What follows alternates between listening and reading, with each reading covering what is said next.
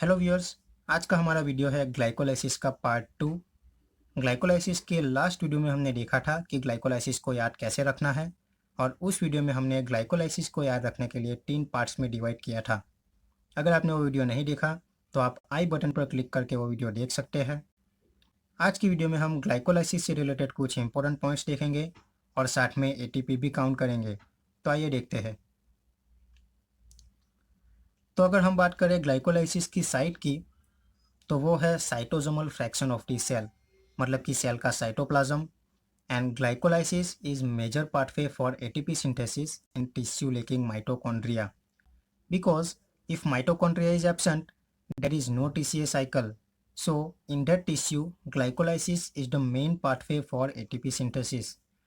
और हमारा ब्रेन जो है वो एनर्जी के लिए ग्लाइकोलाइसिस पे ही डिपेंड है। So glycolysis is very essential pathway for the brain. तो ग्लाइकोलाइसिस जो है वो एरोबिक एंड एनारोबिक दोनों कंडीशंस में हो सकता है। लेकिन अगर हम बात करें प्रोडक्ट्स की, तो एरोबिक कंडीशन में हमें मिलेगा पाइरूवेट, जो कि कन्वर्ट होगा एसिटाइल कोएंजाइम ए में, and acetyl coenzyme A will finally take part into the TCA cycle. लेकिन अगर हम बात करें एनारोबिक कंडीशन की, तो एनारोबिक कंडीशन में हमें पाइरूवेट तो मिलेगा ही, लेकिन यहाँ ऑक्सीजन एब्सेंट होने के चलते वो टीसीए साइकिल में नहीं जा सकता, because TCA cycle is aerobic and presence of oxygen is necessary for it. So यहाँ पाइरूवेट कन्वर्ट होगा लैक्टेट में, and lactate will enter into Cori's cycle. तो यहाँ एनारोबिक कंडीशन में पाइरूवेट क्यों लैक्टेट में कन्वर्ट हो रहा है उसका रीज़न हम आगे समझेंगे। लेकिन अभी आपको बस इतना याद रखना है कि एरोबिक कंडीशन में जो है वो पाइरूवेट कन्वर्ट होगा एसिटाइल कोएंजाइम ए में, and it will enter into the TCA cycle. और एनारोबिक कंडीशन में पाइरूवेट कन्वर्ट होगा लैक्टेट में, and lactate will enter into the Cori's cycle. तो अब बात करते हैं ग्लाइकोलाइसिस की पहली रिएक्शन की, जो कि है glucose is converted to glucose 6 phosphate by the enzyme hexokinase. और हमें पता है कि ये रिएक्शन जो है वो फॉस्फोराइलेशन रिएक्शन है। लेकिन अब ध्यान दीजिए कि जैसे ही ग्लूकोज का फॉस्फोराइलेशन होगा, it will be trapped within a cell, मतलब कि ग्लूकोज अब सेल से बाहर नहीं जा सकता। तो अब सवाल ये है कि ऐसा क्यों हो रहा है। तो समझ लीजिए कि ये है सेल का साइटोप्लाज्म और उसमें है ग्लूकोज। तो जब ग्लूकोज का फॉस्फोराइलेशन होगा तो उसमें नेगेटिवली चार्ज्ड फॉस्फेट ऐड होगा, और उससे जो बनेगा ग्लूकोज 6 फॉस्फेट, वो भी नेगेटिवली चार्ज होगा। तो अब अगर हम बात करें सेल की सेल मेम्ब्रेन की, तो सेल मेम्ब्रेन भी नेगेटिवली चार्ज है, and as we know the same charges are always repel. So negatively charged glucose 6 phosphate cannot travel through negatively charged cell membrane, and it is called locking mechanism of glucose. तो अब यहाँ जो glucose का phosphorylation हो रहा है वो important है, क्योंकि अगर हम बात करें शुगर मेटाबॉलिज्म की, तो काफ़ी सारी शुगर्स जो है वो मेटाबोलाइज्ड होने से पहले ग्लूकोज में कन्वर्ट होगी। और अगर हम बात करें ग्लूकोज की, तो किसी भी मेटाबॉलिक प्रोसेस में एंटर होने से पहले ग्लूकोज का फॉस्फोराइलेशन होना बेहद ज़रूरी है। So, phosphorylation of glucose is key reaction in the sugar metabolism. तो अब हम देखेंगे एटीपी काउंट। तो हमने देखा था कि ग्लाइकोलाइसिस का पाथवे जो है वो एरोबिक एंड एनारोबिक दोनों कंडीशंस में हो सकता है। तो हम इस दोनों कंडीशन में एटीपी काउंट करेंगे। लेकिन एटीपी काउंट करने से पहले आपको कुछ बातें ध्यान में रखनी होगी, तो पहले वो समझ लेते हैं। अब यहाँ जो है वो ग्लूकोज का एक मोलेक्यूल ग्लाइकोलाइसिस में एंटर हो रहा है, और फ्रुक्टोज 1,6-20 फॉस्फेट तक, मतलब कि ग्लूकोज पार्ट में जो है वो सभी के एक ही मोलेक्यूल बनेंगे। लेकिन फ्रुक्टोज 1,6-20 फॉस्फेट जब कन्वर्ट होगा ग्लिसरॉल्डिहाइड 3 फॉस्फेट में, तो हमें यहाँ ग्लिसरॉल्डिहाइड 3 फॉस्फेट के 2 मोलेक्यूल्स मिलेंगे, जबकि फ्रुक्टोज 1,6-20 फॉस्फेट तो एक ही है, और हमें ग्लिसरॉल्डिहाइड 3 फॉस्फेट के जो है वो 2 मोलेक्यूल मिल रहे हैं, मतलब कि ग्लिसरॉल्डिहाइड पार्ट से हमें सभी के 2 मोलेक्यूल्स मिलेंगे। So ultimately we will get 2 pyruvate from the 1 molecule of glucose. तो अब जब हमें पाइरूवेट के 2 मोलेक्यूल मिल रहे हैं, तो ऑब्वियसली TCA साइकिल भी 2 बार होगा, तो ये आपको ध्यान में रखना है। तो अब देखते हैं कि हमें यहाँ ग्लिसरॉल्डिहाइड 3 फॉस्फेट के 2 मोलेक्यूल्स कैसे मिल रहे हैं।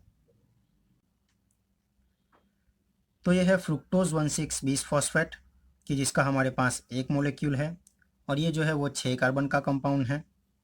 अब फ्रुक्टोज 1,6 बीस फॉस्फेट कन्वर्ट होगा 3 कार्बन के 2 कंपाउंड्स में, जो कि है glyceraldehyde 3 phosphate plus dihydroxy acetone phosphate.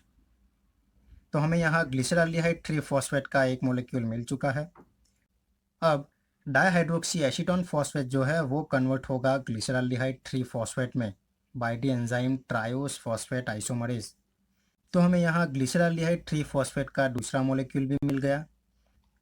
तो इसी तरह हमें फ्रुक्टोज 1,6 बीस फॉस्फेट से ग्लिसरॉल्डिहाइड 3 फॉस्फेट के 2 मोलिक्यूल्स मिलेंगे और उसके बाद सभी प्रोडक्ट्स जो है वो डबल मिलेगी। तो एटीपी काउंट के लिए आपको ये बात ध्यान में रखनी है। तो पहले हम एरोबिक कंडीशन में एटीपी काउंट करेंगे। तो ये है हमारा ग्लाइकोलाइसिस का पाथवे कि जिसे हमने 3 पार्ट्स में डिवाइड किया था, glucose part, glyceraldehyde part and pyruvate part. और अगर आपने ग्लाइकोलाइसिस का ये वाला वीडियो नहीं देखा तो आप आई बटन से वो वीडियो देख सकते हैं और डिस्क्रिप्शन में भी लिंक दी हुई है, तो आप चाहे तो वहाँ से भी देख सकते हैं। तो पहले हम बात करेंगे ग्लूकोज पार्ट की। तो ग्लूकोज पार्ट की पहली रिएक्शन में ग्लूकोज कन्वर्ट हो रहा है ग्लूकोज 6 फॉस्फेट में। So ATP is converted to ADP, मतलब कि यहाँ इस रिएक्शन में जो है वो एक एटीपी यूटिलाइज हो रहा है। अब फ्रुक्टोज 6 फॉस्फेट जब कन्वर्ट होगा फ्रुक्टोज 1,6 बीस फॉस्फेट में, तो यहाँ पे भी एक एटीपी यूटिलाइज होगा। सो ग्लूकोज पार्ट में टोटल 2 एटीपी जो है वो यूटिलाइज होंगे। Now come to the glyceraldehyde part. Glyceraldehyde 3 phosphate is converted to 1,3 bis phosphoglycerate. अब हमें पता है कि ग्लिसरॉल्डिहाइड पार्ट की पहली रिएक्शन जो है वो डिहाइड्रोजनेशन रिएक्शन है। So NAD plus is converted to NADH, मतलब कि यहाँ इस रिएक्शन में हमें जो है वो एक NADH मिल रहा है। लेकिन हमने देखा था कि हमें ग्लिसरॉल्डिहाइड 3 फॉस्फेट से सभी के 2 मोलिक्यूल्स मिलेंगे, तो यहाँ इस रिएक्शन में हमें NADH भी 2 मिलेंगे। सो 2 NADH। अब 1,3 बीस फॉस्फोग्लिसरेट जब कन्वर्ट होगा 3 फॉस्फोग्लिसरेट में, तो इस रिएक्शन में भी जो है वो एक एटीपी प्रोड्यूस होगा, और जबकि ये रिएक्शन 2 बार होगी तो हमें यहाँ 2 एटीपी मिलेंगे। तो इसी तरह पाइरुवेट पार्ट से भी हमें मिलेंगे 2 ATP. So we have 2 ATP utilised in glucose part, 2 NADH and 2 ATP produced in glyceraldehyde part and finally 2 ATP produced in pyruvate part. अब अगर हम बात करें NADH की, तो NADH undergo electron transport chain with oxidative phosphorylation to generate 3 ATP, मतलब कि एक NADH से हमें मिलेंगे 3 ATP. So 2 NADH is equal to 6 ATP and we got 2 ATP directly in the glyceraldehyde part and 2 ATP in the pyruvate part. So total 10 ATP. और हमें पता है कि ग्लूकोज पार्ट में जो है वो 2 एटीपी यूटिलाइज हो रहे हैं। So 10 minus 2 is equal to 8 ATP. अब आपको ध्यान में रखना है कि यहाँ जो एटीपी प्रोड्यूस हो रहा है वो है टोटल 10 एटीपी, लेकिन एक्चुअल में हमें सिर्फ 8 एटीपी ही मिलेंगे, क्योंकि ग्लूकोज पार्ट में जो है वो 2 एटीपी यूटिलाइज हो रहे हैं। तो ये बात आप जरूर ध्यान रखें। अब हम देखेंगे न्यूअर कैलकुलेशन के हिसाब से।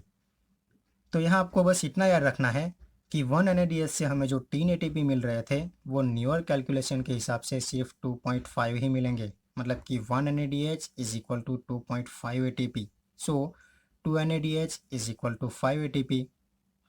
सो we have total 9 ATP, but as we know 2 ATP is utilised in glucose part, so 9 minus 2 is equal to 7 ATP.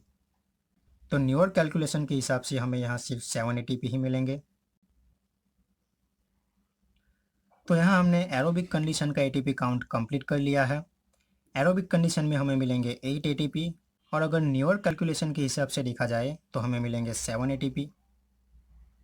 अब हम एनारोबिक कंडीशन में एटीपी काउंट करेंगे। तो पहले देखते हैं कि एनारोबिक कंडीशन में हो क्या रहा है। तो एनारोबिक कंडीशन में पाइरुवेट कन्वर्ट होगा लैक्टेट में bye the enzyme lactate dehydrogenase, और इस रिएक्शन में जो है वो NADH कन्वर्ट हो रहा है NAD प्लस में, मतलब कि यहाँ जो है वो NADH यूटिलाइज हो रहा है। अब अगर हम बात करें ग्लिसरॉल्डिहाइड पार्ट की पहली रिएक्शन की, तो वो डिहाइड्रोजनेशन रिएक्शन है। सो इस रिएक्शन में NAD प्लस कन्वर्ट होगा NADH में, मतलब कि यहाँ जो है वो NADH प्रोड्यूस हो रहा है।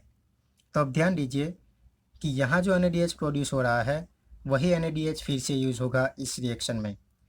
मतलब कि एनारोबिक कंडीशन में जब पाइरूवेट लैक्टेट में कन्वर्ट होगा तो ग्लिसरॉल्डिहाइड पार्ट में जो NADH प्रोड्यूस हुआ था वही NADH वापस से यहाँ यूज़ हो जाएगा।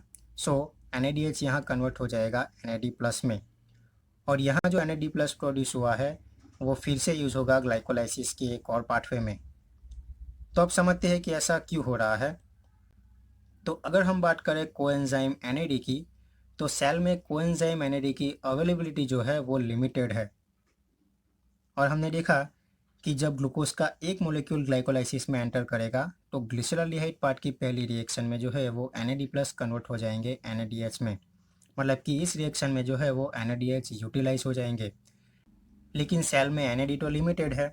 सो यहाँ NADH का वापस से NAD प्लस में रिकन्वर्जन होना ज़रूरी है ताकि ग्लाइकोलाइसिस का पाथवे जो है वो सेल में बिना किसी रुकावट के चलता रहे, और ये रिकन्वर्जन होगा ऑक्सीडेटिव फॉस्फोराइलेशन से। लेकिन हम बात कर रहे हैं एनारोबिक कंडीशन की, and in anaerobic condition oxidative phosphorylation is not possible. Therefore cell has to couple some other reaction to regenerate NAD plus.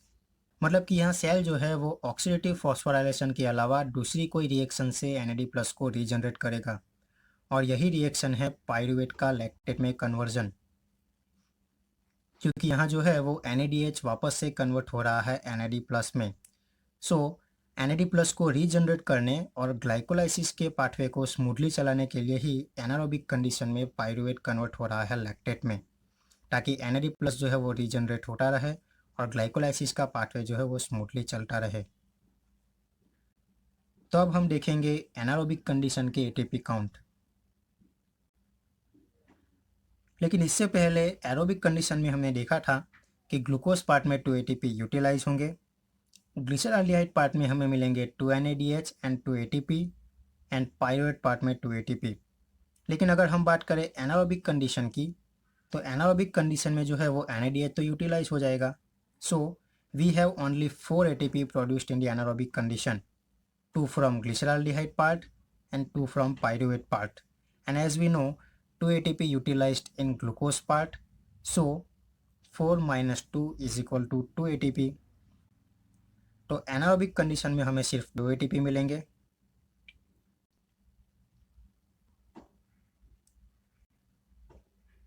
तो यहाँ ग्लाइकोलाइसिस का ATP काउंट कंप्लीट होता है। एरोबिक कंडीशन में हमें मिलेंगे 8 ATP, और न्यूअर कैलकुलेशन से हिसाब से हमें मिलेंगे 7 ATP, और एनारोबिक कंडीशन में हमें मिलेंगे सिर्फ 2 ATP। अब यहाँ एक बात ज़रूर ध्यान रखें कि एनारोबिक कंडीशन में कैलकुलेशन में NADH नहीं है। सो यहाँ ओल्ड या न्यू कैलकुलेशन से कोई फ़र्क नहीं पड़ेगा। मतलब कि एनारोबिक कंडीशन में हमें जो है वो सिर्फ 2 ATP ही मिलेंगे। तो अब हम नेक्स्ट पॉइंट देखेंगे जो कि है सबस्ट्रेट लेवल फॉस्फोराइलेशन। तो ATP काउंट में हमने देखा था कि NADH will undergo electron transport chain to generate 3 ATP। लेकिन ग्लाइकोलाइसिस में कुछ रिएक्शंस ऐसी भी है जहां हमें डायरेक्टली ATP मिल रहा है, वो भी बिना इलेक्ट्रॉन ट्रांसपोर्ट चेन के। तो इसी को कहते हैं हम substrate level phosphorylation, synthesis of ATP without the involvement of electron transport chain. तो यहाँ दो रिएक्शंस में जो है वो हमें डायरेक्टली ATP मिल रहा है। पहली रिएक्शन जो है वो ग्लिसरॉल्डिहाइड पार्ट में है, 1,3-bis phosphoglycerate is converted to three phosphoglycerate, and दूसरी रिएक्शन जो है वो पाइरूवेट पार्ट में है, phosphoenol pyruvate is converted to pyruvate.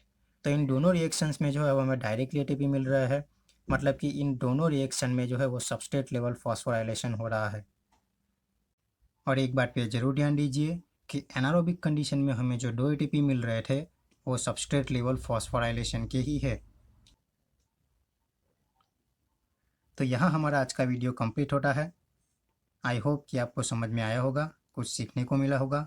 अगर ऐसा है तो इस वीडियो को शेयर कीजिए और चैनल को सब्सक्राइब कीजिए। Thank you.